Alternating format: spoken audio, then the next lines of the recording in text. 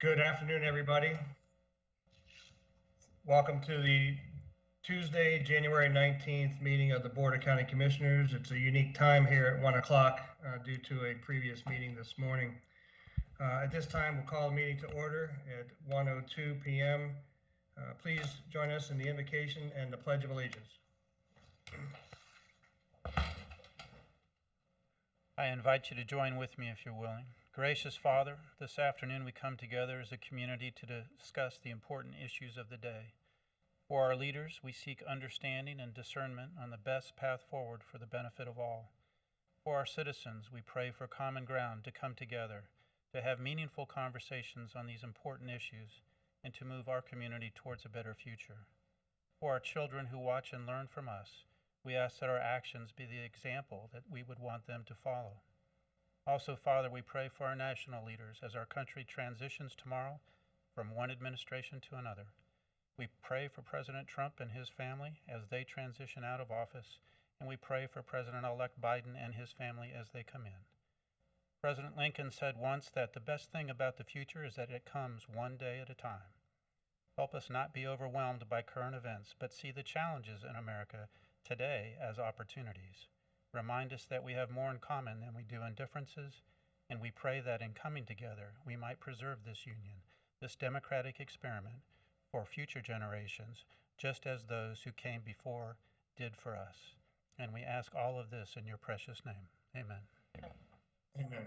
Pledge allegiance to the flag To the of the United States of America, States of America and to the republic for which it stands, one nation, visible, indivisible, liberty, justice for. Thank you again.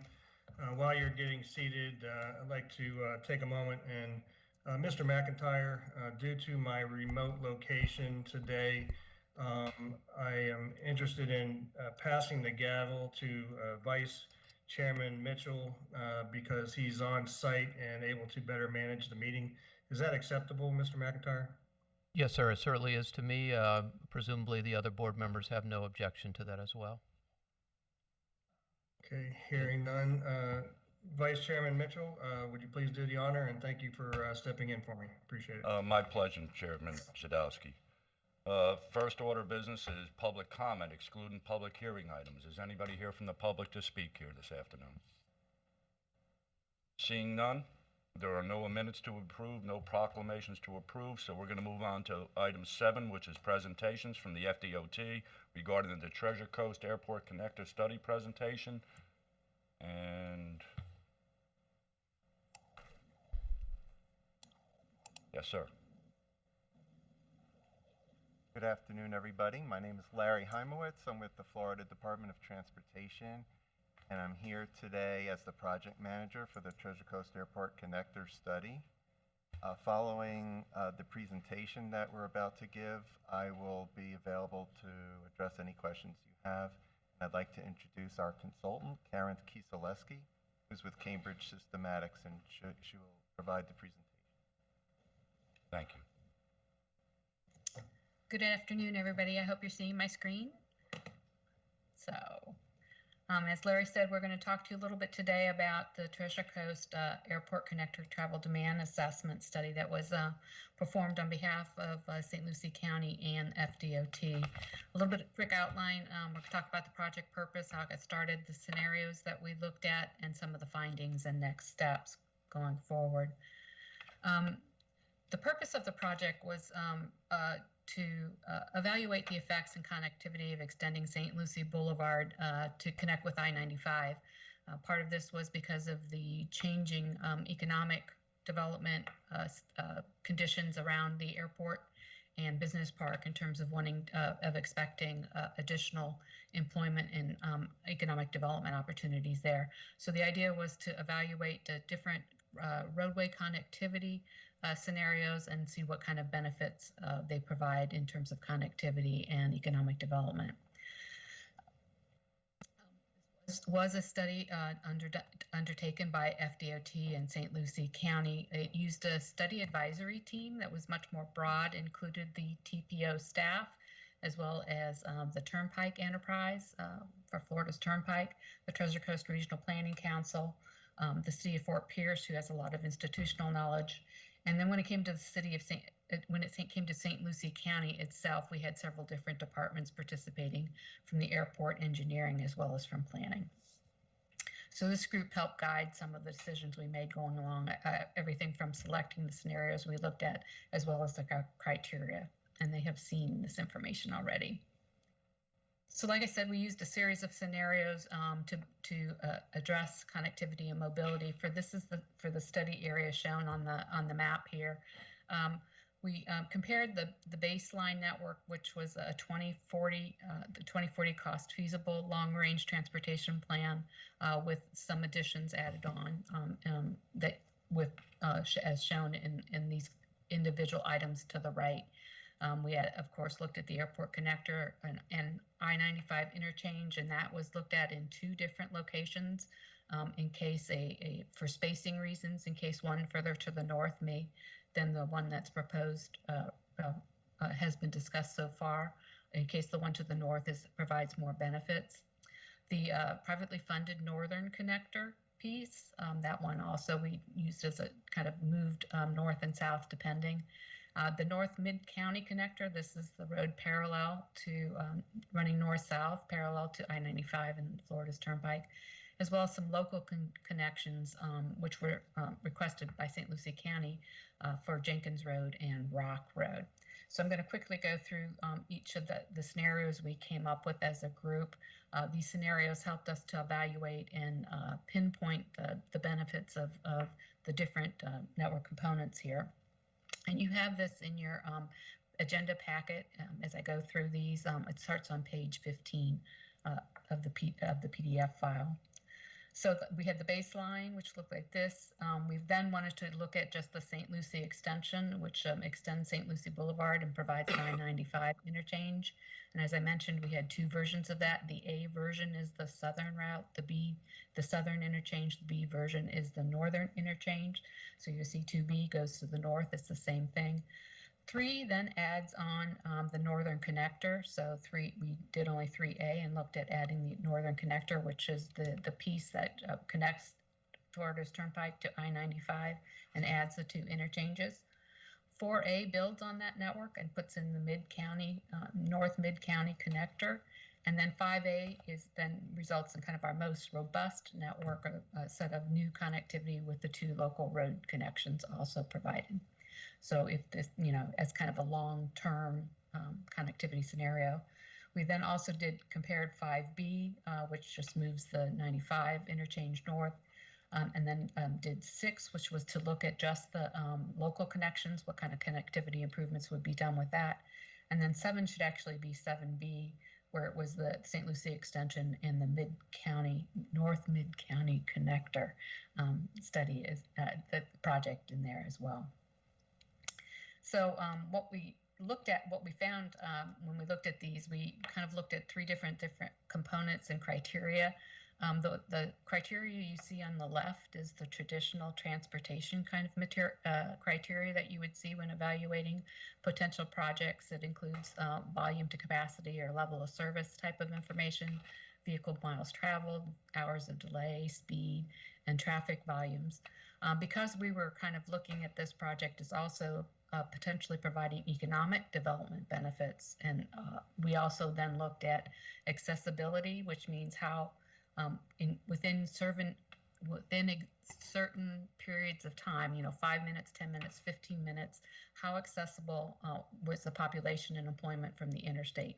The thinking being the faster you can get to a high-speed facility, the faster you can get into St. Lucie County for work or potentially get out for education, employment, or healthcare type of activities. The economic benefit piece was then also another one where we looked at monetizing some additional benefits. So we monetized safety, state of good repair, emissions, vehicle operating cost, and travel time savings. This is very similar to what you might see in a Federal Highway Administration grant, such as Tiger or Infra, using a similar methodology as used there. So this is a quick summary of the 8 scenarios I talked about and how they did on those 3 different criteria. kind of rolled up, as well as their estimated cost. The blue and higher numbers are the blue and the lower numbers are the best values in each of these. This study was always meant to be a relative, so we didn't set thresholds or anything like this. We were just comparing the different connectivity scenarios among themselves. So this is sort of an ordinal ranking of each of these scenarios based on those three different kind of criteria. So you see the robust scenarios with the full network in either 5A or 5B, they perform the best in terms of providing mobility, accessibility, and economic benefit. But if they're down at the low end, numbers 7 and 8 for the estimated cost because of the three interchanges and the, additional lane miles that are needed. 4A is the one that kind of comes in next as the third best in that group.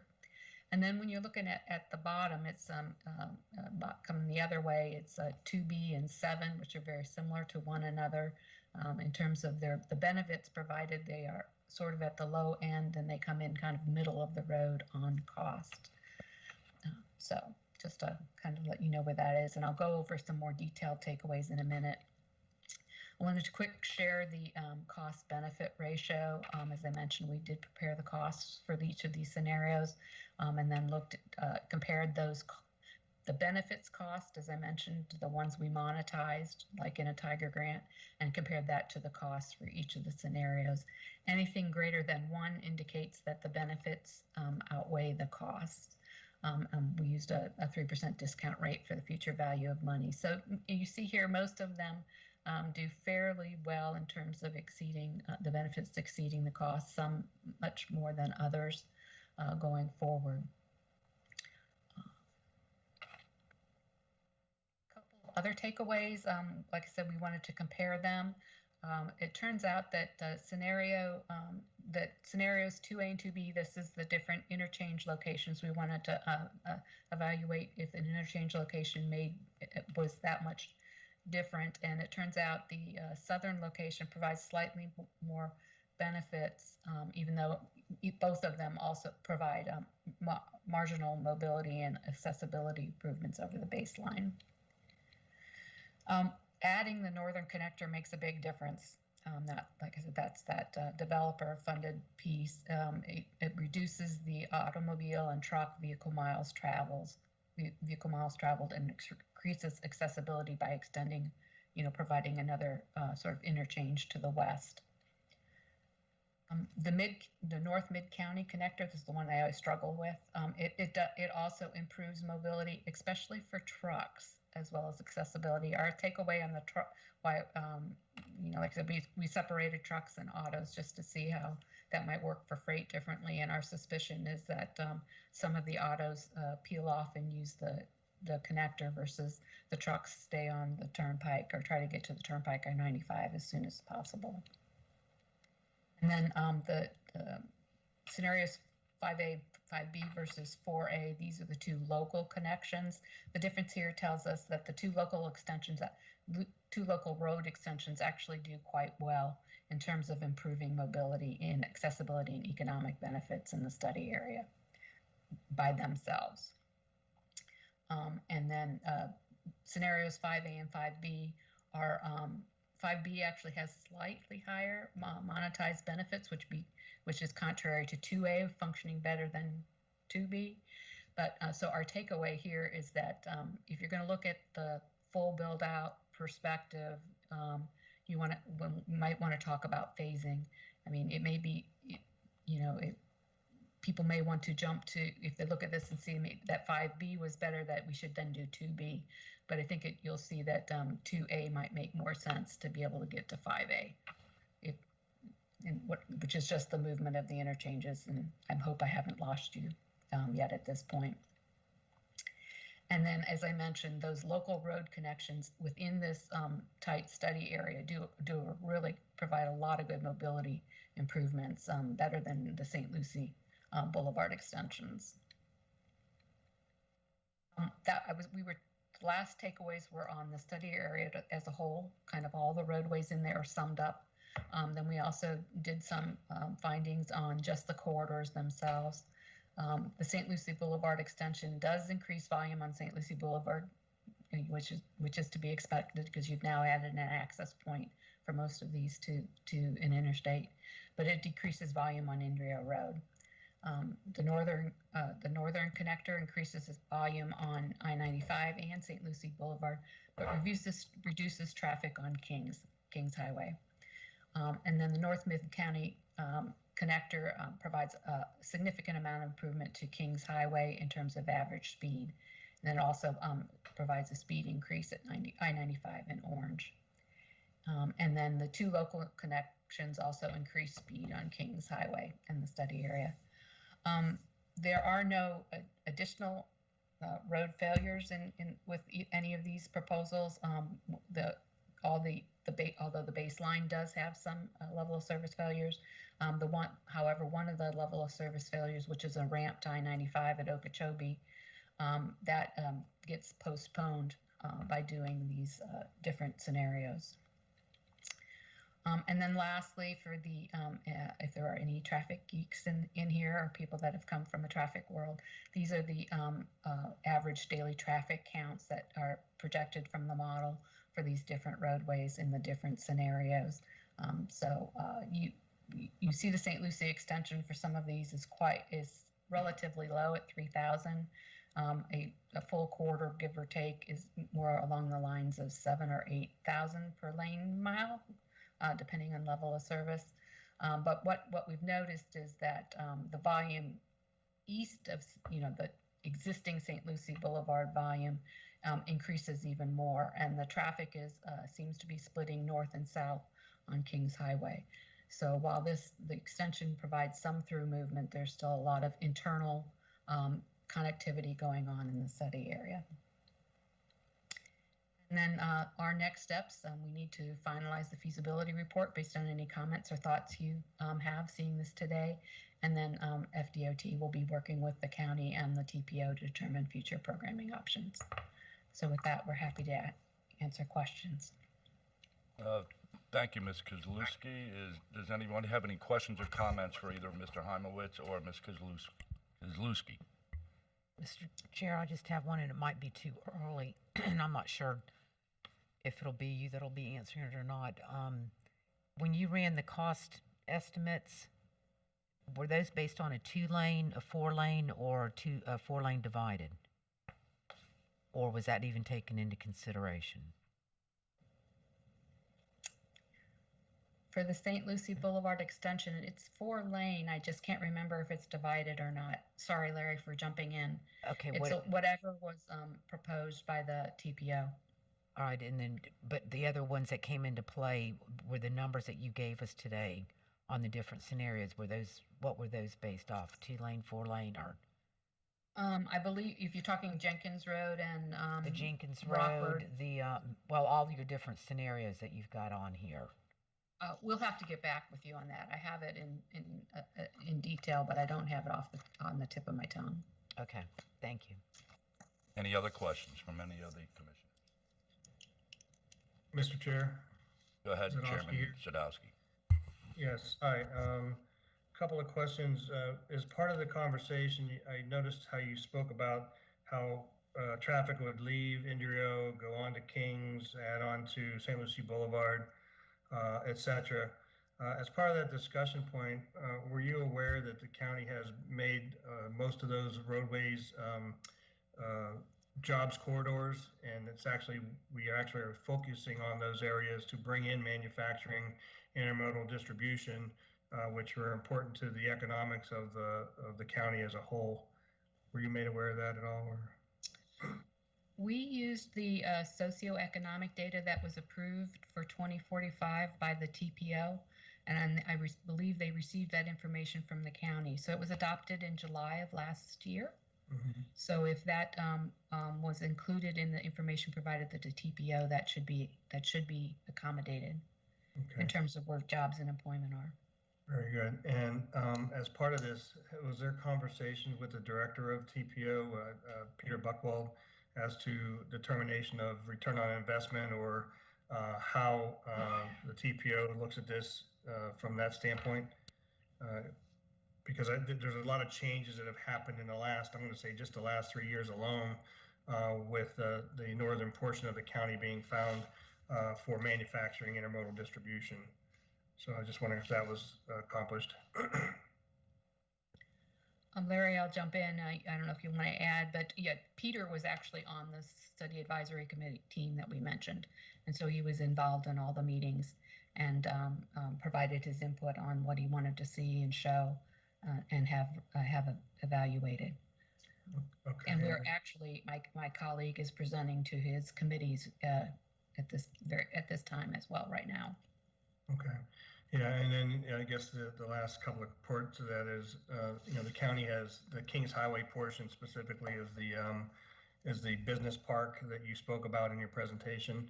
But the county also has been provided a gift, if you will, 120 acres to the north of Angle, which would be just in the area of the projected, one of the projections of the interchange / connector. Was that taken into account for what the county has been looking at as making that or moving that into some type of industrial facility of some sort? I'd have to look at the socioeconomic data that was provided, but I would hope that it was included.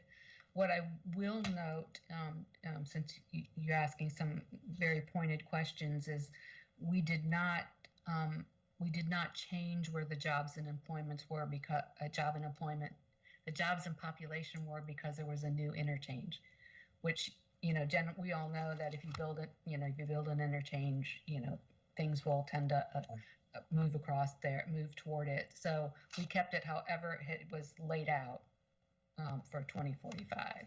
So.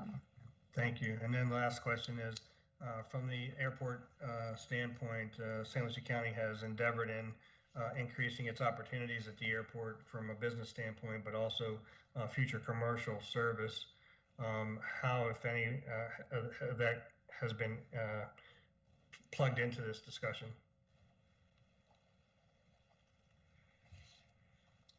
Did I lose you? Nope, I'm still here. Technology today, I don't know. Yeah, you never know. I mean, Larry, you look like you want to jump in, or do you want me to go? You can go. Okay. We didn't talk about commercial service in there, but that was a part of why we did so much of evaluation of the truck components as well. We wanted to make sure that if there was any kind of cargo associated with that, or as well as the business parks getting to the airport, obviously that it would change, commercial service would change traffic loads as well, drawing from surrounding regions to there, Okay. which was not captured, as an airport change. Mm-hmm. And I said I had the last question, but then I thought about we're moving forward with our Fort Pierce Port of Fort Pierce expansion with Director, and it appears as though supplies will need to come from 95 and the Turnpike to the port area. And one of the thought processes was the direct connect between the airport connector and St. Lucie Boulevard to 25th / US 1 would be the quickest route to the port. And again, you probably have taken it into consideration, but I thought I'd ask the question anyway. Has that been taken into consideration as well? Right, and Kevin Lindgren has sat in as well from the port and airport, and has been as part of that study advisory team to be able to provide some input regarding the port and airport. Okay, thank you very much. Thank you, Mr. Chair. You're welcome. Just a few things before we move on to the consent agenda. Just let it be known the following items were added and amended. On regular agenda 10B, there's an add-on item amended, and 10D, number 2 was pulled. I'd also like to take a moment of personal privilege and welcome Palm Beach County Commissioner Melissa McKinley in the crowd. She did miss the public comment, but she'd like to update us, the board, on the Florida Association of Counties. So if we could go back to public comment, if anybody has no problems with it, I invite Commissioner McKinley to come up and speak. Thank you, Mr. Chair. Yes, sir. I'm sorry to interrupt. Was FDOT finished with their discussion or wrap up? Because I know that we had asked a lot. I asked a lot of questions, so I apologize for that. But Were they finished with their wrap-up? Um, Thank you. We finished with the presentation, but we were looking for any feedback that the commission has before we finalize the study. Okay, and I apologize. I thought I had gone through the commissioners and asked any questions or comments. So again, I'll open that back up if any of the other commissioners have any comments or questions. Seeing none, thank you so much, sir. Thank you. Ms. McKinley.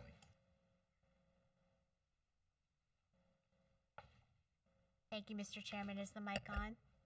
Yes. Just making sure. You never know in these different chambers, and my apologies for missing that public comment part. I didn't have an agenda before me, so I wasn't sure where I fell on it. I come to you today wearing a different hat than my Palm Beach County hat. I'm actually the current president of the Florida Association of Counties, and things look a little different this year than they have in the years past. Normally, I'd be able to visit with each of you at our conferences. As you know, many of our conferences have been held virtually. We did hold one of our conferences. We did a hybrid. I'm happy to report that the people who attended that in person, we did not have one positive COVID as a result of that conference, so we are learning how to do things right. But I really just want to thank you for staying engaged with the association through this trying time for all of us. I want you to please take advantage. A lot of the education programs that they traditionally offered, they're offering virtually. They do webinars, or we are doing webinars every week. We actually established a TV studio in our offices in Tallahassee to be able to broadcast those. Lots of different learning opportunities through those different webinars. But mainly it was just to say that we are still 100% engaged with the legislature to date, and I'm sure your wonderful staff here can tell you about 25 preemption bills have been filed so far. We are only seeing about a quarter, about 25% of legislation filed. They still have a few more weeks to file bills, so I imagine that preemption number will go higher. Our top priority this year is to continue fighting for you for home rule.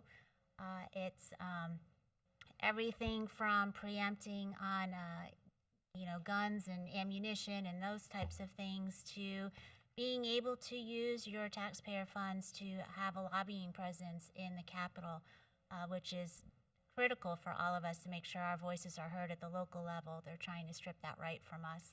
Growth management preemptions, home-based business preemptions, being able to regulate those in light of all of these new work from home opportunities. We need to make sure that we're not creating offices in residential communities beyond the scope of just having something in your garage.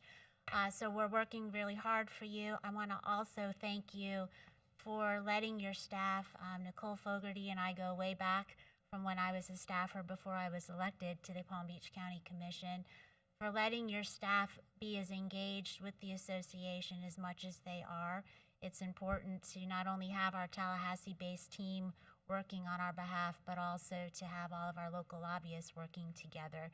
She is a wonderful asset to St. Lucie County. A number of times in the last few sessions, I wasn't able to get in touch with my own legislative affairs director. I was able to reach out to her to get the information I need. But Mr. Chairman, I had to travel all the way to St. Lucie County to see you now that you've retired from the union offices in Palm Beach County. It's my first time to actually congratulate you. You've been elected for 2 years, and I haven't had that opportunity, but it's really nice to see you sitting in that chair right now. Just on a more local note, 2 things I did this year in terms of policy at the association. I created a water and environmental sustainability committee, and I separated that. It used to be a big catch, free-for-all with a number of issues, but for the first time in the association's history, we have a committee that's dedicated solely to agriculture and rural affairs. So we're trying to follow more of the National Association of Counties policy model here in the state of Florida, and so making sure that those issues, you have a large ag community in this county, as I do in mine, making sure that those issues are heard. But really, it was just a goodwill visit today to say hello, to let you know that we're still working, and it's got to be a little bit more creative this session with the remoteness of all of the meetings. If you have to go to Tallahassee, if you have to set up meetings, please reach out to the association staff. They can set up those off-campus meetings for you in their headquarters. It also gives you a place to freshen up if you need to while you're up there. It is your home away from home, and we invite you to use it. And that's really all I had to say today, other than from your neighbor to the south. God bless all of us right now in these times. I hope that you are next on the list to get those Publix vaccinations. We just got announced in our county today that all 67 of our Publix stores will be receiving those, trying to draw attention that our rural communities don't have a Publix. And so if you face that situation, please let me know. But with that, Mr. Chair, I'd be happy to take any questions, but just really wanted to say thank you. Does anyone have a question for Ms. McKinley? Nope, just always a pleasure to see you. I'd just like to thank you and update you. Today, we were at our legislative delegation meeting over at the Kite campus at Indian River State College. And on behalf of the county, I spoke today, and we were on the same page with home rule and things of that nature. So we let our feelings be heard. Good to hear it, Mr. Chairman. I hope we start seeing you in some of those virtual conferences. Your I look voice forward is an to it. important one. Thank you so much. Thank you very much. Okay. We are on to number 8, the consent agenda. Does anyone have any questions or comments on the consent agenda? Seeing none, I'll entertain a motion to approve. So moved. A motion made by Commissioner Bartz. Do I have a second? I'll second, but I would like a point of interest. Sure. Because it's always important, I think, for us to recognize when we are doing an infrastructure sales tax project and that the Harmony Heights stormwater improvement is going to be done from the half-a-cent sales tax. I just like to let the public know when we do those projects. Thank you, Commissioner Townsend. That's a good point.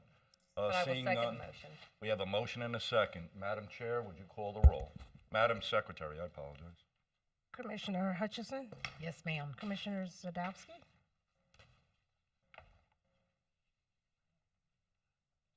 We may have We lost may have Chris. lost him if we do.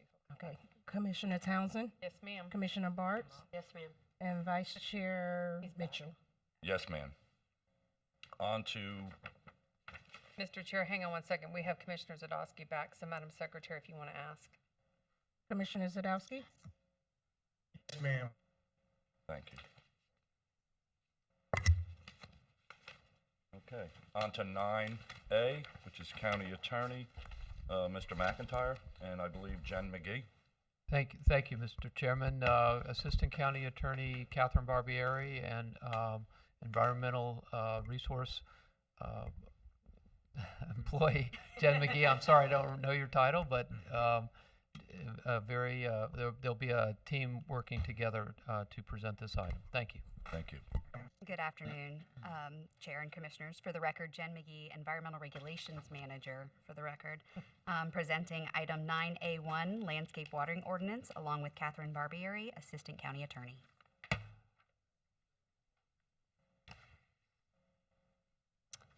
South Florida Water Management District has provided a model ordinance consistent with Chapter 40E-24 of the Florida Administrative Code for local government adoption to conserve water by limiting landscape irrigation to 2 days a week year-round. Model ordinances in accordance with this rule have been adopted by more than 50 of Florida's 67 counties, and South Florida Water Management District is requesting all jurisdictions within their region to adopt these year-round restrictions for more responsible use of our regional water resources. Accordingly, staff has prepared Ordinance 21-001, which limits landscape irrigation to 2 days a week and restricts watering between the hours of 10 a.m. and 4 p.m. Odd number addresses may water on Wednesdays and/or Saturdays, and even number addresses may water on Thursday and/or Sundays. Some exceptions included within the ordinance are allowed anytime, including low-volume irrigation, such as micro-irrigation, container watering, hand watering, as well as irrigation using reclaimed or harvested rainwater. The ordinance also includes exceptions for the installation of new lawns and landscaping, and is also not applicable to irrigation for agricultural and nursery operations or athletic play areas such as soccer fields and golf courses. It should also be noted the rule only applies to water used for landscape irrigation and does not restrict other outdoor uses such as pressure washing or car and vehicle washing. The primary focus of this initiative will be a cooperative educational campaign to inform residents on these new restrictions aimed at protecting our valuable water resources. County staff, including Environmental Resources, IFAS Extension, and Code Enforcement, will be providing education and outreach in coordination with South Florida Water Management District to promote these water conservation practices. Therefore, staff recommends the Board of County Commissioners adopt Ordinance 21-001, consistent with South Florida Water Management District's request to implement Chapter 40E-24 of the Florida Administrative Code for year-round irrigation restrictions, encouraging responsible use of our regional water resources. That concludes my presentation. County staff, as well as South Florida Water Management District staff, are available to answer any questions you may have. Thank you, Ms. McGee. I'll turn to my commissioners. Has anybody have any questions or discussion regarding this? Madam, ordinance? I'm sorry, Mr. Chairman, mine's a couple questions and comments just for clarification for the public.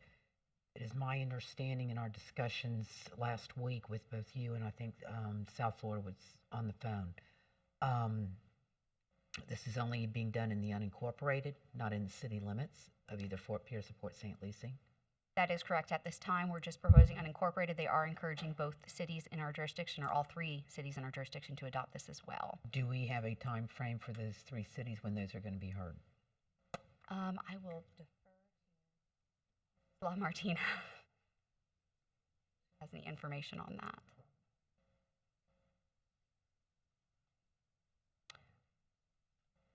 Hi, Kathy.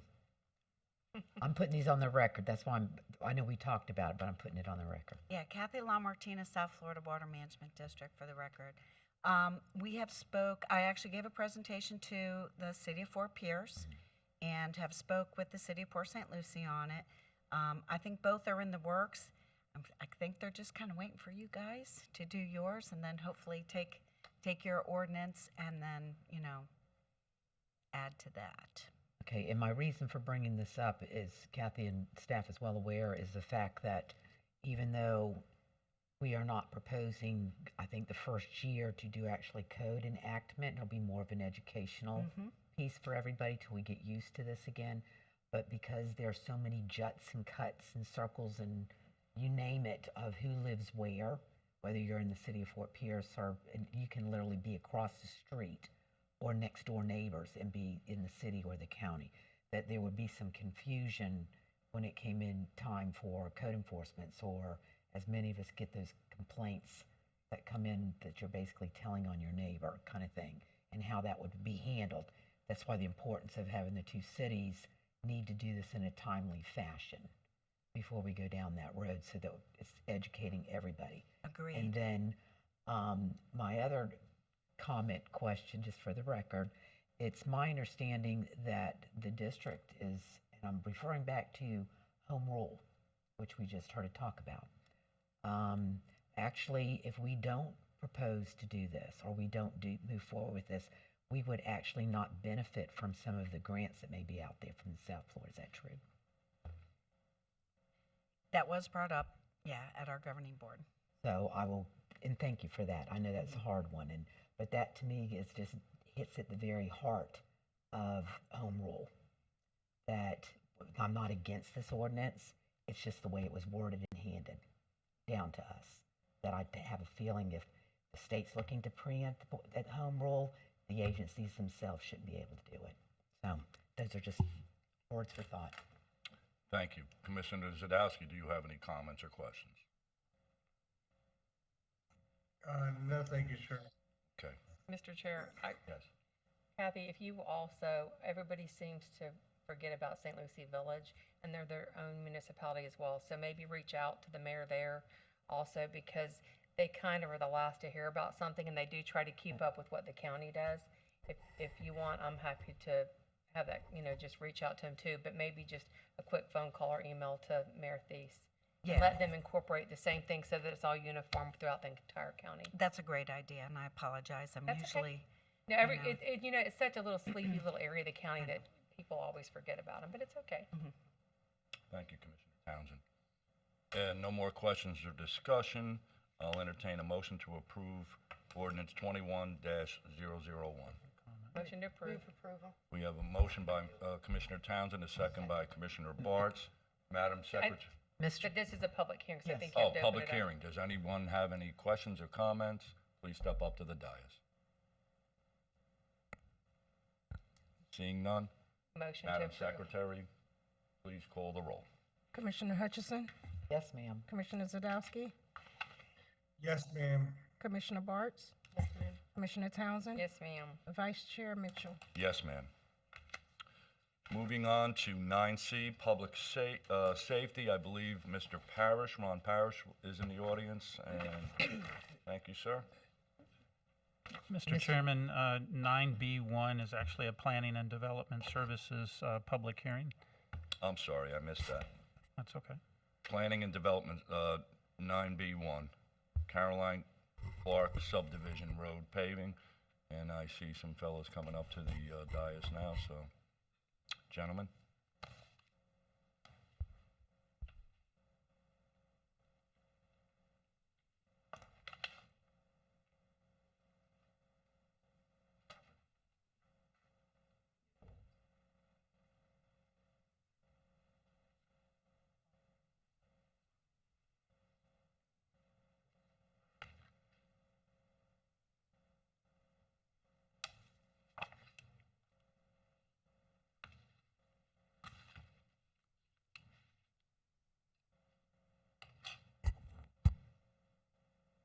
There we go.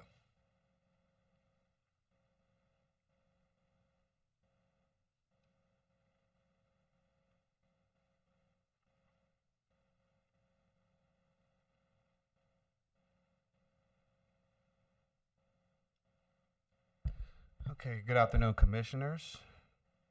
For the record, my name is Tahir Curry, Associate Planner with the Planning and Development Services Department. I'm accompanied by Grant Chambers with the Public Works Department. We are presenting the request of Carolyn Clark Subdivision for a road paving waiver.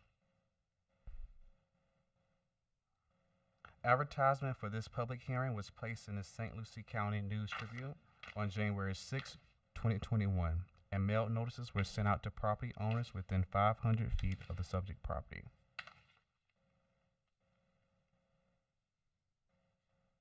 The collective 20.13 acre parcel is located at 14503 West Angle Road. The applicant submitted a minor site plan and plat proposing to subdivide the property into two parcels, each in excess of 10 acres in size. The proposed site plan provides for access on Angle Road.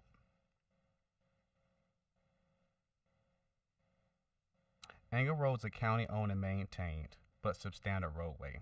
The existing asphalt travel is approximately 24 feet in width and unimproved shoulders. County standards require a 11-foot wide travel lane in each direction with a 5-foot paved shoulders. The Land Development Code requires access to new developments, public or private, to be paved in accordance with county specifications. Developments determined to be small traffic generators defined as less than 100 daily trips may request a paving waiver.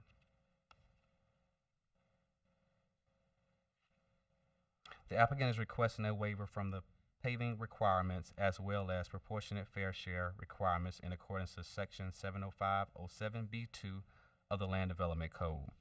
The proposed site plan would be a small traffic generator generating less than 100 vehicle trips per day. This section allows the Board of County Commissioners to waive the paving requirements for small traffic generators following a public hearing if the board determines the following: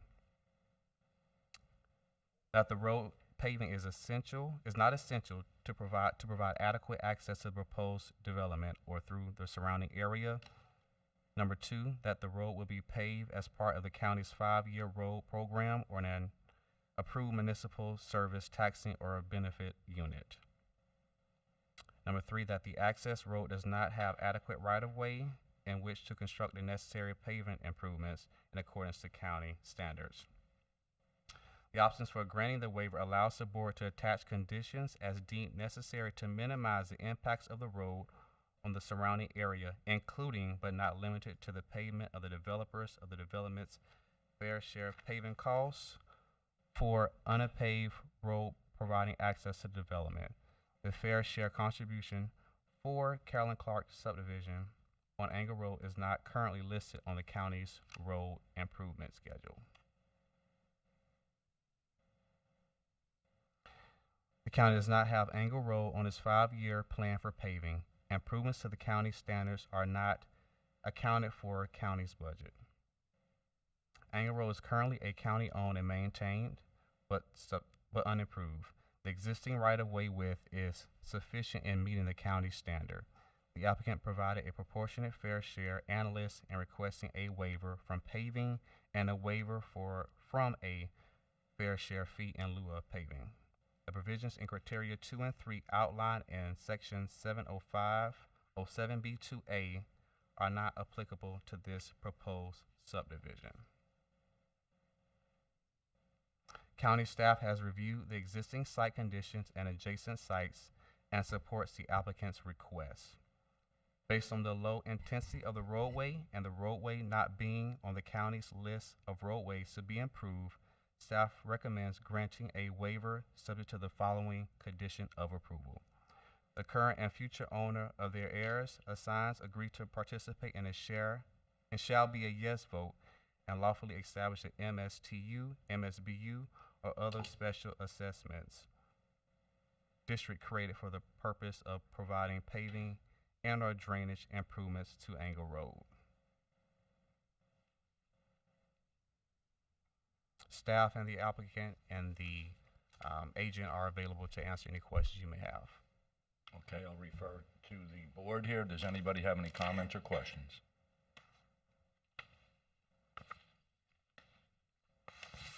Seeing none, I'll entertain a motion to approve. Wait, is public hearing open? Oh, public hearing. Does anybody from the public wish to speak on this? Seeing none, thank you, Commissioner Townsend. I'll entertain a motion to approve. Motion to approve. Second. And we have a motion by Commissioner Townsend, a second by Commissioner Hutchinson. Madam Secretary, please call the roll. Commissioner Bartz? Yes, ma'am. Commissioner Zadowski? Yes, ma'am. Commissioner Hutchison? Yes, ma'am. Commissioner Townsend? Yes, ma'am. Vice Chair Mitchell? Yes, ma'am. Thank you, gentlemen. Thank you. Now we will have Mr. Parrish come to the podium. And this is in regards to public safety C1. Yes, sir, Mr. Chairman, members of the commission. Today you have before you actually two applications for certificate of public convenience and necessity. The reason for the applications is both of these entities have been recently purchased, and in order to operate here in St. Lucie County under that COPCN, they are required to go through the application process again. So, again, the subject is the St. Lucie County Certificate of Public Convenience and Necessity application. RG Ambulance Service, Inc., doing business as American Ambulance Services. RG Ambulance Services, Inc., DBA American Ambulance Services, has submitted an application for a Class B, Advanced Life Support and Basic Life Support to conduct non-emergency medical calls, and a Class F, Wheelchair, Certificate of Public Convenience and Necessity. At its meeting on December the 18th, 2020, the Emergency Medical Services Advisory Council reviewed the application and determined the application was in compliance with the standards of review set forth in Section 18-54 of the St. Lucie County Code of Ordinances. Accordingly, the council voted 5-0 to approve the application. The Public Safety Director has notified the city managers of Fort Pierce and Port St. Lucie of pending applications. To date, no response has been received from the cities. Copies of the application and sections 18-54 and 18-56 of the St. Lucie County Code of Ordinances are attached. Staff is recommending the board determine the application of RG Ambulance Services, Inc., doing business as American Ambulance Service for a Class B and F Certificate of Public Convenience and Necessity meets the standards review set forth in Section 18-56. Approve the application and authorize the chair to sign the Class B and F Certificate of Public Convenience and Necessity, and it is a public hearing. Thank you, Mr. Parrish. This is a public hearing. Is there anyone from the public that would wish to speak? Seeing none, I'll entertain a motion to approve. So moved. Motion by Commissioner Bartz. Second. Second. Second by Commissioner Hutchinson. Madam Secretary, please call the roll. Commissioner Zadowski? Commissioner Zadowski? Yes, ma'am. Commissioner Townsend? Yes, ma'am. Commissioner Hutchison? Yes, ma'am. Commissioner Bartz? Yes, ma'am. Vice Chair Mitchell? Yes, ma'am. And the second application, as well as under the same auspices, they were recently purchased, and in order to operate under the Certificate of Public Convenience and Necessity, they are required to resubmit an application. So the subject is St. Lucie County Certificate of Public Convenience and Necessity application, RG Ambulance Services, Inc., doing business as All County Ambulance. The background is RG Ambulance Services, Inc., doing business as All County Ambulance, has submitted an application for a Class B, Advanced Life Support and Basic Life Support, to conduct non-emergency medical calls, and Class F Wheelchair Certificate of Public Convenience and Necessity. At its meeting on December the 18th, 2020, the Emergency Medical Services Advisory Council reviewed the application and determined the application was in compliance with the standards of review set forth in Section 18-54 of the St. Lucie Code of Ordinances. Accordingly, the council voted 5-0 to approve the application. Public Safety Director has notified the city managers of Fort Pierce and Port St. Lucie of the pending applications. To date, no response has been received from the cities. Copies of the application and Sections 18-54 and 18-56 of the St. Lucie County Code of Ordinances are attached. Recommendation: staff recommends the board determine the application of RG Ambulance Services, Inc., doing business as All County Ambulance, for a Class B and F Certificate of Public Convenience and Necessity meets the standards of review set forth in Section -1856. Approve the application and authorize the chair to sign the Class B and F Certificate of Public Convenience and Necessity. And it is a public hearing. Being that this is a public hearing, is there anyone in the audience who would like to speak on this issue? Seeing none, I'll entertain a motion to approve. So moved. Motion by Commissioner Bartz. Do we have a Second. second? Second by Commissioner Townsend. Madam Secretary, please call the roll. Commissioner Hutchison? Yes, ma'am. Commissioner Zadowski? Yes, ma'am. Commissioner Townsend? Ma'am. Commissioner Bartz? Yes, ma'am. Vice Chair Mitchell? Yes, ma'am. Thank you, Thank you. Mr. Parrish. Moving on to a regular agenda A, I believe Mr. Satterley, and perhaps Pete or Jill from EDC. Jill Morasso and Pete Tesh.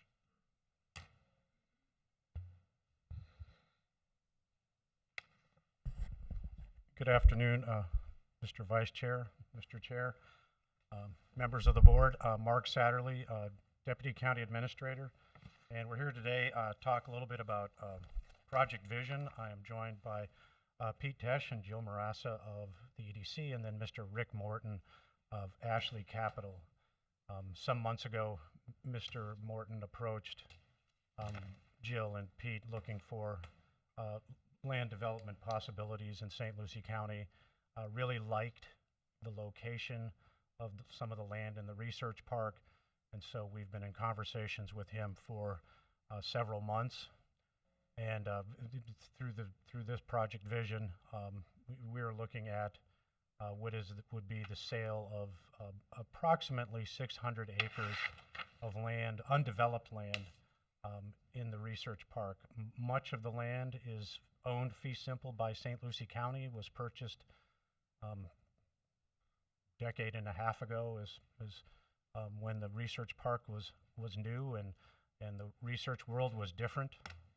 Some of the land is owned by the state of Florida through the trustees of the Internal Trust Fund, which is essentially the governor and the cabinet, and leased back to St. Lucie County, to CERTA and the school board.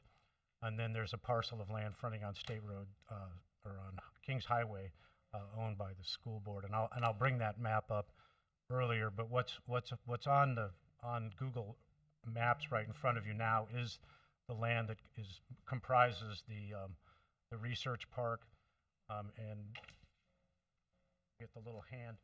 This is where the hand is the Sunshine Kitchen. This is USDA and IFAS, and obviously this is the Turnpike, Kings Highway, and then all of this land on the other side of the Turnpike.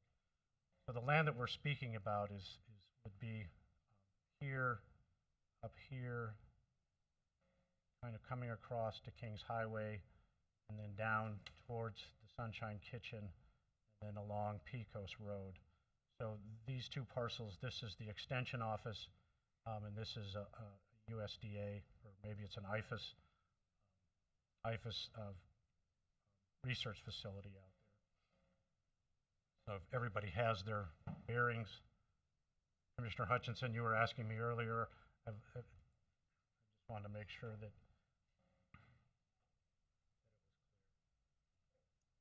so when we pull up this map, these the large tracks that are striped are the tracks that we would offer, potentially offer for sale if the board were to agree that we should move forward with this. And so just kind of reeling back, you know, obviously the world that the research park was developed in back in the early 2000s, you know, as we saw even prior to the Great Recession, but particularly after, that world of research changed a great deal. The Fed stopped doing that kind of research. The companies that were doing research changed the way they did it.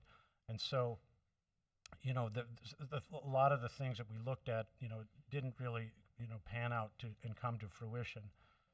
The good news is, of course, is that USDA and IFAS continue to have a strong presence out there. They're doing very important research and continue to this day. But they're good. We've spoken with them, and they have the land that they need. They are satisfied with some of the changes that we made to the approved uses through the strategic plan we adopted in 2018 for the research park, where we expanded the numbers and types of uses that were allowed out at the research park.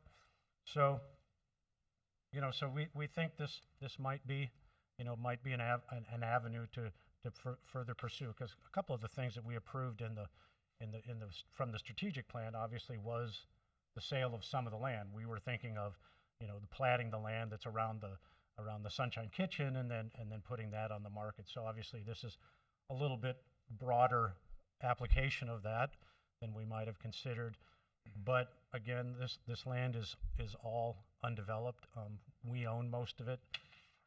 The return on investment hasn't been what we would have anticipated or preferred. And so this is a way to potentially put some of that land back on the market, potentially have it developed, paying taxes, providing jobs. And certainly the proposal that you'll hear from Mr. Rick Morton of Ashley Capital, you know, has been of interest to us. We brought this to the TSERTA board back in either late November or early December, made that presentation, and the TSERTA board was unanimous in, you know, thinking we should continue to pursue this. Now the good news is, like I said, it still would retain over 1,000 acres of land within the research park, plenty of land to continue to do the kind of research that's going on out there. And should we have new research, you know, Syngenta, Novartis, Monsanto, or somebody like that come to us and say, you know what, we would like to be here, we would still have room available for that. So with that, I've got also Marty Sanders is here from the school board. They've had conversations with the school board. That land that fronts on Kings Highway, that's 60 acres. You know, I think that the original vision for that was some sort of STEM or STEAM, you know, high school out at the park. And I think the school board probably still would like to do that sometime in the future, but they've indicated they don't necessarily need to have frontage on Kings Highway. And prior to hearing from Mr. Morton, the next steps in this, should the board agree to this, and basically, you know, we're just looking for you to authorize us to continue forward, for us to, we'd have to declare the land surplus. There's a process we have to go through. We would have to issue an RFP. It would have to be, it would be not unlike what we did with the Port of Fort Pierce. Only, we leased that to Director for a long term, but this would be, we'd have to put it out on the street for, others to consider it. But I think the thing that Mr. Morton brings is, the type of development and the type of developer that, would be suitable for the county, suitable for this location, would provide the buffer one of the reasons we bought some of the land was to provide a buffer from residential development, so we didn't have encroachment of residential development on the research park, that sort of rural urban conflict that can happen as residential starts to encroach on agriculture. So I think this would, were we to do something like this, it would continue to be consistent with, with that vision of providing that buffer. So with that, I will ask Mr. Morton to come up, and Pete, Tesh, if you want to join me, you're certainly more than welcome to.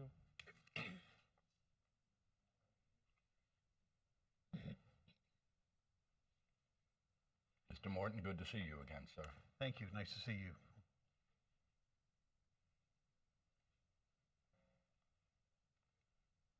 Pete, did you want to start? I'll go right ahead, Rick. Rick Morton, Palm Beach County. Good afternoon, Commissioners. Thank you for your time.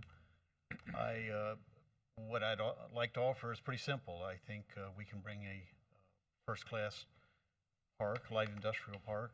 We can contribute jobs, real estate dollars, and of course an upfront purchase price. So we have experience, and I believe you all have a package that shows some of our buildings in doing first class, Class A product, Class A industrial parks. And we think this is an ideal location. We look forward to partnering with the county, the school board, and EDC to make it happen over the coming years. And I don't have much else to say other than that it's a great location and would love to do it. Love to be here. Thank you. Does any commissioner have a question for Mr. Morton? Seeing none, thank you, sir, and continue on with your presentation. Yeah, so really that's kind of it. It's, we think it's an opportunity. We want to, continue to move ahead. We're looking for the board's support in that. A motion to, support continuing moving on and taking the next steps. As I said, we would move to RFP. We would, do just declare them surplus, develop the RFP. We'd look at property appraisals, and then we'd also approach the state of Florida about, their interest in potentially, we'd have to take care of the leases that we have, that the three entities have on the two big state parcels, and then approach the state, the governor, and the cabinet about, about disposing of those. And we know that Ken Pruitt, did a lot of hard work for us to get the state to get them, make them available to us. So certainly we want to thank him for that. But we would have to approach the state, and so just looking for authorization on those fronts. Is there anything you want to add, Mr. Tesh? Thank you, Mr. Chairman, members of the County Commission. Great to see you. Great to be here this afternoon. Mark mentioned Marty Sanders and the school board, and as Mark mentioned about the next steps, working with Mr. Morton and Ashley Capital and the county, we'll also be working with Marty and the superintendent and the school board. We've had individual conversations with each school board member, and also St. Lucie Public Schools. Seems to be a lot of interest, particularly the 60-acre parcel that Mark mentioned. So that just want to let you know that your colleagues with the St. Lucie Public Schools are very excited about the project as well. Thank you, Mr. Tesh. Mr. Chair. Madam, Did you have something, Council? Commissioner Hutchinson?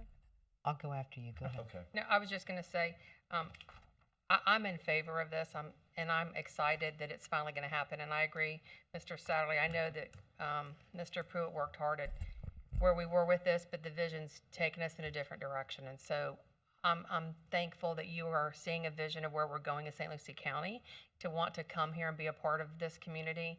And it's going to jumpstart it. It's going to put stuff back on, revenue coming in and tax roll. So I think it's a wonderful thing. So thank you. Thank you. Commissioner Hutchinson. Mr. Chair, Mr. Satterlee, the only, and I don't have a problem, I'm excited about another new vision coming into play that hopefully will work all the way through, having been probably the only one up here that was a part of the original vision. But the 12 acre, is this an all or nothing, or is this going to be broke down and put out for RFPs and so forth, or? I think that the way I envision it, and I to me, it's an all or nothing. I think that we have to put it out as, as these are the parcels that we have available to us, but we would have to get the state to sign on and the school board, so will be some coordination there. But I think what I don't want, Commissioner, is that to sell it off in pieces and then just have it sit there and not do anything. I think the opportunity that this would present is that it would be potentially hundreds of thousands, if not millions of square feet of light industrial warehousing and distribution. So I think that's what I find appealing, and I think that's what we're trying to.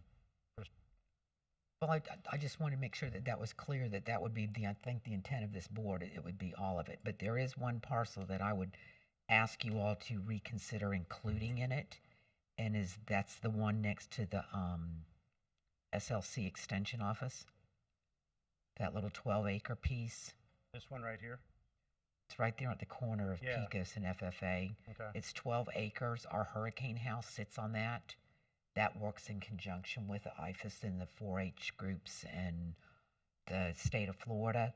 And it's also got transmission lines underground there, like huge transmission lines. So it's almost impossible to build on it anyway. That piece right there. Yeah. That be taken out and kept with the the extension office property. Yeah, Mr. Chair, Commissioner Hutchinson, this is, I think we can modify that parcel, and we know that there is the transmission line there. We know there is, the Hurricane House is there, and we certainly wouldn't Well, dispose that's why I of that. asked. I'd like to just take that one off. Okay. The 12-acre part, and then with the front one there, the 32.4 acres next to the Sunshine Kitchen, is that all of that hatched area, and how does that fit into what happens? And I'm just going through technical things right now. Sure. I know we had gone through and platted that one big block, Track A or whatever it was called, and there was like 4 or 5 sections in through there. Is that included in that hatched part of that parcel, or is that all down right below it? Yeah, Commissioner Hutchinson, I think we would leave those parcels out of the sale, because we can probably, we've getting to platting those, and we could sell those individually for development that would also support the kitchen. So, But you know why I'm asking, because I mean, they already have development rights on them and so forth, so I just wanted to make sure that we weren't losing that on the sale of vacant property. Yeah. Kind of thing, because I do know that we'd gone through and pre-approved all of that. And I see Leslie sitting back there. Am I correct, Leslie? We've made all the changes to the code, but we haven't finished the platting yet. Okay. We're still working through some of the issues, but we can exclude that from this. Again, this is just largely, representative Conceptual, of the, I understand, but I mean, it's better now to say it out front. Yep, no, I now. appreciate that. Thank you. And the other part of it, and Dan, I'm going to have to pick your memory. I think you and I are the two that set up here, that's up here right now when this all went through. As I recall, and Marty, you might know something of this, the school board property that's on the front of Kings Highway, that was actually a traded parcel with the county, was it not? The county bought that, and then we traded on, was it an even trade or what? Do you recall? I think it was a trade, yes. Maybe Mr. Sanders has more specifics, but yes, I believe it. Hi, I'm Marty Sanders, St. Lucie County School Board. I'm the oversee real estate issues for the school board, and the superintendent has discussed this issue with the board members, and we are very interested. As you're aware, we've been a partner on Tercerta from day one, and we continue to want to be a partner and work with the direction that the county wants to move on this property. So we see this as a great opportunity for economic development. But in regards to the 60 acres, the school board does own that in fee simple. That was a contingency parcel for exchange of the 50-year lease of the University of Florida property for the old ag farm west of the turnpike. So Right, that's what I was thinking. There was some kind of a tie-in that it was like a trade right. off on it. We type of thing. exchanged the long-term lease for the school board property west of the turnpike in exchange for the 60 acres. Okay. And again, I'm only bringing these things up because it was very complicated, very detailed. There was a lot of wording in those contracts and so forth as those things changed hands, not just with the school board, but even in our agreements with the state of Florida and so forth, and the university. So I just want to make sure that we go back, and I've stated this already to both everybody that we met with. Go back over those contracts with a fine-tooth comb to make sure that we don't violate anything, that we're not going to owe money back to the trust, land trust, all of those types of issues that came into play, that in 2 years or 5 years from now, we don't get this huge, oh, y'all messed up type of thing. That's all I'm asking, is make sure it's legally looked into before I even we move forward putting it out for an RFP. I'm not against the RFP. I just want to make sure it's clean.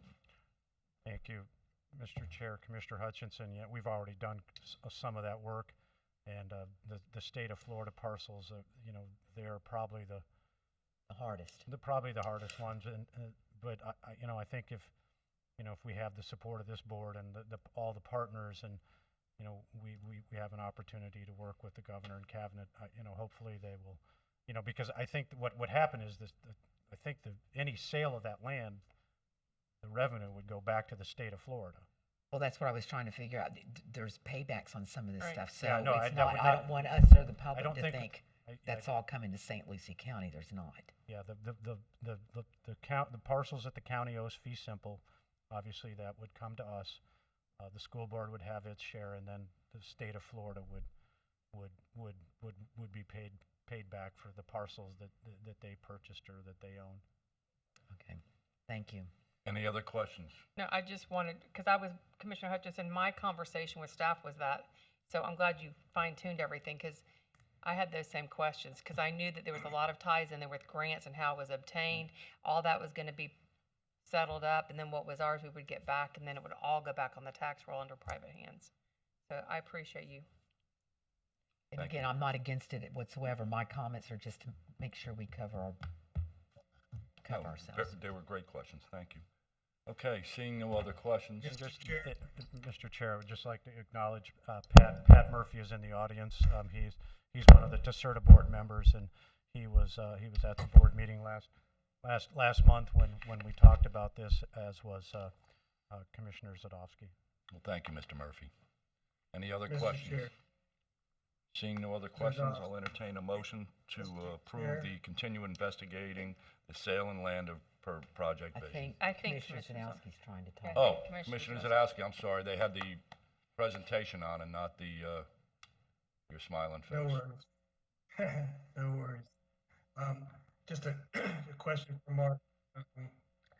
When we met with Tercerta, there was conversations about the future of the land of the property, meaning that if a proposal was made and it went through, that the land wouldn't be held for a decade or some length of period of time in hopes that the land would gain value but not come back to actually the intent of what we're trying to accomplish here, and that is get the property developed in a proper manner that will benefit the entire county. Is that still there? Yes, sir. Yeah, I don't think that we would want it to, be purchased and then just continue to sit fallow. That we would, want development to begin within a certain period of time. Okay, well, that's a very important part of this, simply because land is valuable, and sometimes when you sit on it, it gains that much more, and sometimes it doesn't. But in this case, this is too important a piece of property and too perfect a location to not have something done to it sooner than later. Thank you. Thank you, Mr. Chair. Thank you, Chairman Zadowski. Any other questions? Any other comments? Motion to approve. We have a motion by Commissioner Townsend. Do I have a second? Second. Second by Commissioner Bartz. Madam Secretary, please call the roll. Commissioner Hutchison, Yes, ma'am. Commissioner Zadowski, Yes, ma'am. Commissioner Bartz, Yes, ma'am. Commissioner Townsend, Yes, ma'am. Vice Chair Mitchell. Yes, ma'am. Congratulations. Thank you, Mr. Chair, members of the board. Appreciate your time. Thank you. Next up, we have County Attorney under 10B regular agenda. Yeah, thank you, Mr. McIntyre. Chairman. This item relates to the county's water and wastewater system, reclaimed water system. Just in way of background, I'm going to just briefly talk a little bit about it, then turn it over to Mr. Landry and perhaps Mr. Tipton for the substantive discussions. But the county's actually been in the utility business since the 1990s. We actually at one point acquired the old GDU system, which is now the Port St. Lucie utility system. Of course, they've expanded it greatly. But we still own the Holiday Pines system, the North Hutchinson Island system, South Hutchinson Island. We constructed a wastewater plant. Now we have Indian River Estates, where we have a water system which we receive bulk water from the Fort Pierce Utilities Authority. We have determined over the years that particularly as our system was smaller, that it was prudent to operate that through contract services, and we have done that for a number of years. Recently, we decided it was time to take a look at that and see if there was perhaps a better way to do it. With regard to that, we terminate without cause the contract with the existing contractor. We went out for proposals to see what else was out there, and we also asked CDM Smith to analyze the alternative of operating this using county or district forces. In other words, in-house labor to operate that, and that has been done. Mr. Landry, I think at this point will discuss with the board his recommendations along with Mr. Tipton's recommendations going forward. Thank you. Good afternoon, Mr. Chairman, Commissioners. George Landry, Director of Public Utilities and Solid Waste. For the record, I wanted to thank Mr. McIntyre for explaining the brief summary and add, as he stated, we have had our current contracted vendor operating the utility since 2007. Over the last 12 months, we kind of took a look at the utility to ensure that we were providing the best service that we can to our residents. We took two paths in parallel. One was we went out for RFP to ensure our contracted service was competitive, and second was to have our utility consultant, CDM Smith, provide us with an analysis on what it would cost should we operate the utility. The benefit of CDM Smith conducting this analysis is that they're able to provide the county with an unbiased report on the cost to operate the utility, being that they're a global engineering firm that does these types of analysis all over the world. And they've been serving the county for 30 years or more and have always provided us with excellent reports and services.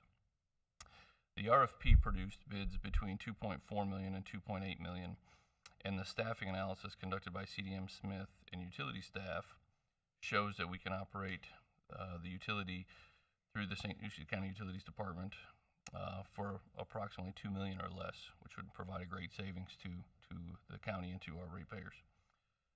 Eric Rodkey and Ben Hayner from CDM Smith are present. Pending any of your questions, staff recommends approval, and I will turn it to Mr. Tipton if he has anything he'd like to add. Thank you, Mr. Landry.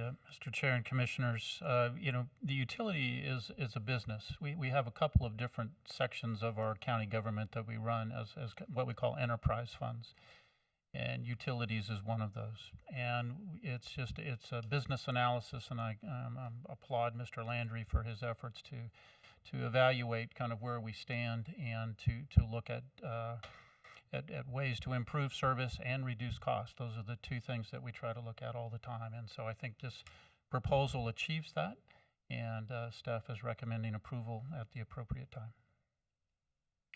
Do we have any questions of any of the commissioners? Move approval. Second. We have a motion by Commissioner Hutchinson, a second by Commissioner Townsend. Madam Secretary, please call the roll. Commissioner Bartz? Yes, ma'am. Commissioner Zadowski? Yes, ma'am. Commissioner Townsend? Yes, ma'am. Commissioner Hutchison? Yes, ma'am. And Vice Chair Mitchell. Yes, ma'am. Thank you. Mr. McIntyre? Thank you, Mr. Chairman. This is item 2, 10B2.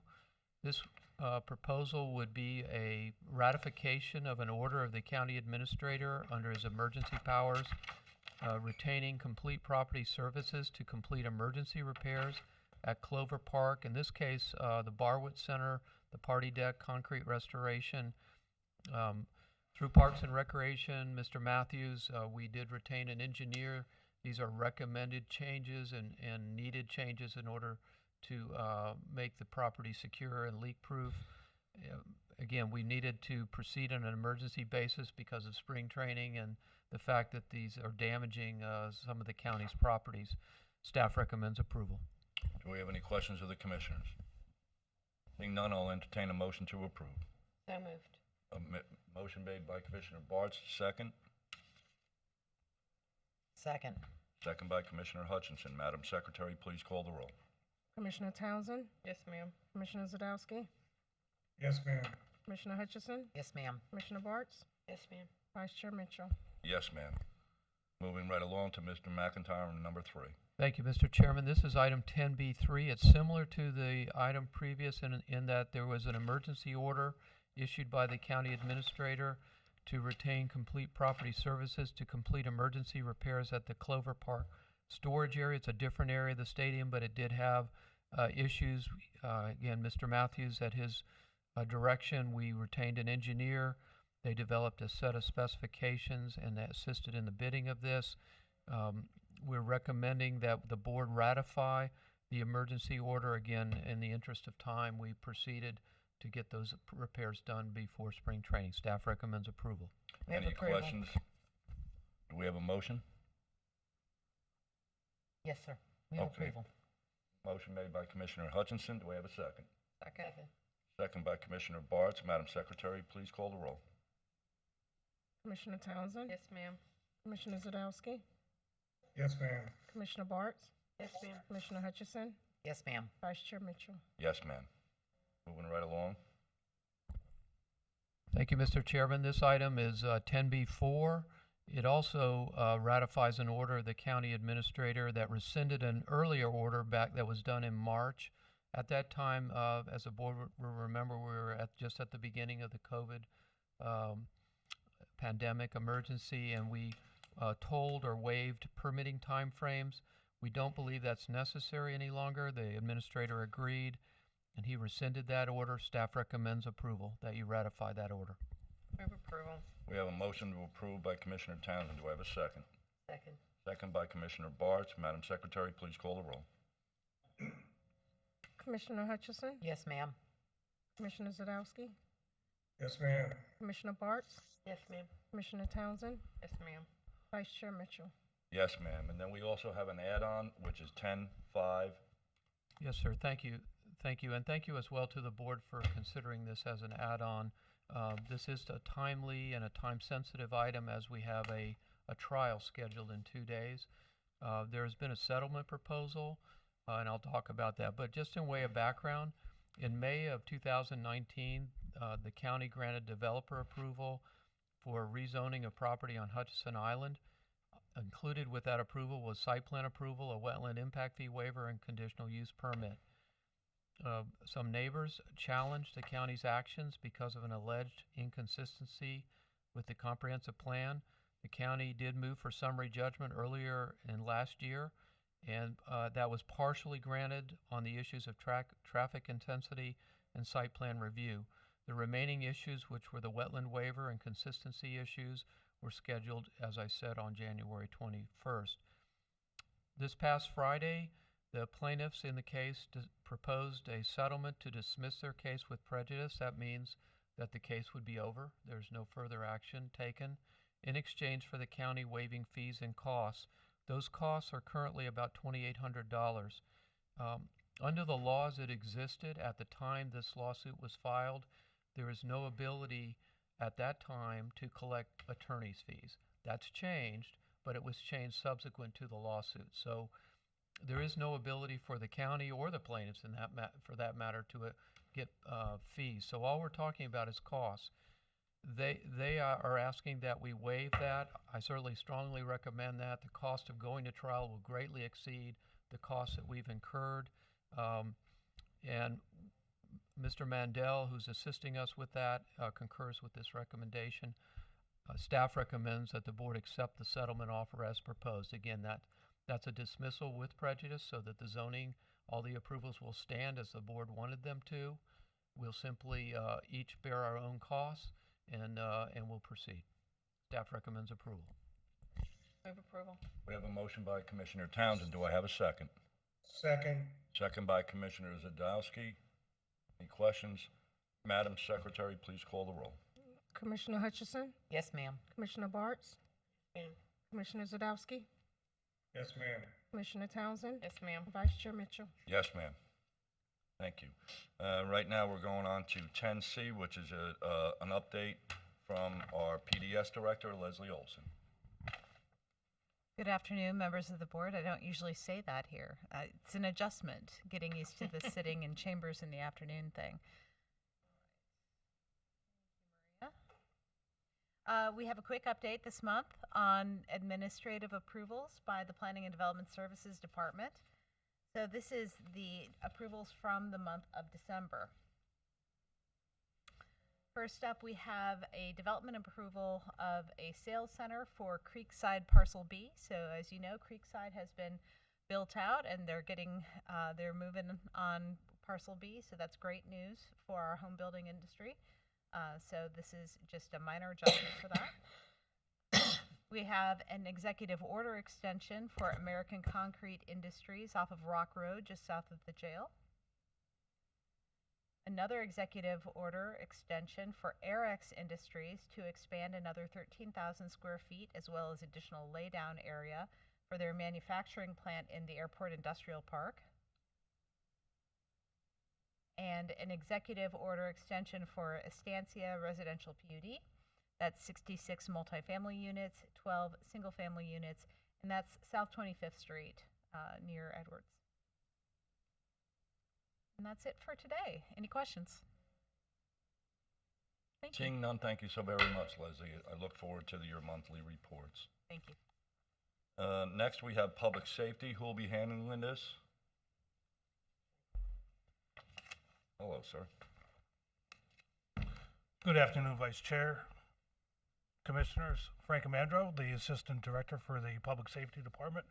Before you today, we're bringing a request for approval to accept the proposal from Ring Power to replace one of our automatic transfer switches within our emergency power system out at the 911 center.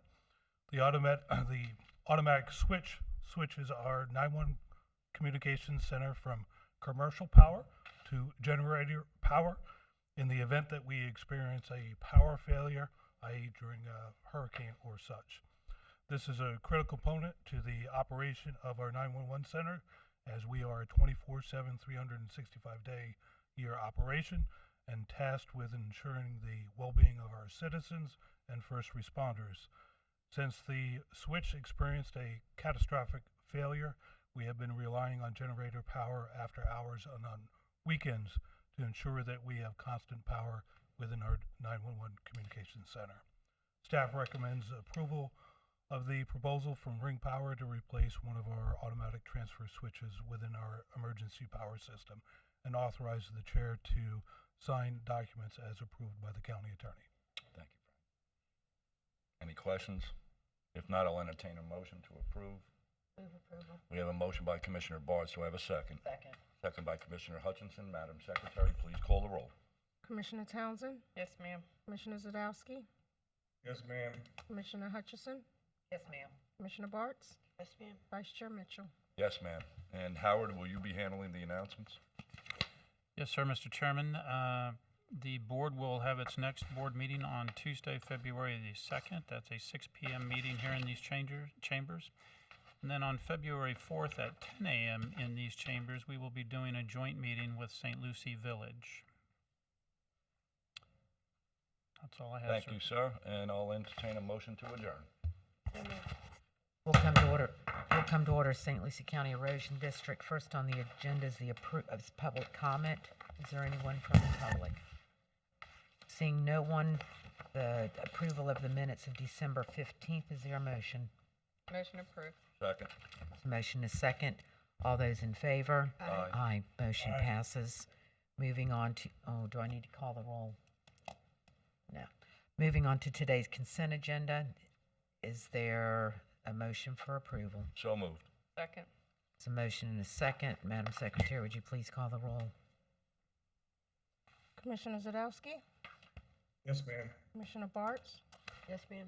Commissioner Townsend, Commissioner Mitchell, Yes, ma'am. and Chair Hutchison. Yes, ma'am. Is there a motion to adjourn? So moved. We call together the Mosquito Control District regular meeting on Tuesday, January 19th, 2021. Any public comment? Seeing no public comment, I'll entertain a motion for approval of the minutes of the December 15th, 2020 meeting. So moved. We have a motion by Commissioner Bartz. Do I have a second? Second by Commissioner Townsend. Madam Secretary, please call the roll. Commissioner Hutchison, Yes, ma'am. Commissioner Zadowski, Yes, ma'am. Commissioner Townsend, Commissioner Bartz, Yes, ma'am. Chair Mitchell. Yes, ma'am. Number 4, consent agenda. We have warrants list 11 through 15. I'll entertain a motion to Move approve. approval. Motion made by Commissioner Second. Hutchinson, seconded by Commissioner Bartz. Madam Secretary, please call the roll. Commissioner Townsend, Yes, ma'am. Commissioner Zadowski, Yes, ma'am. Commissioner Bartz, Yes, ma'am. Commissioner Hutchison, Yes, ma'am. Chair Mitchell. Yes, ma'am. There are no regular agenda items. I'll entertain a motion to adjourn. Thank you.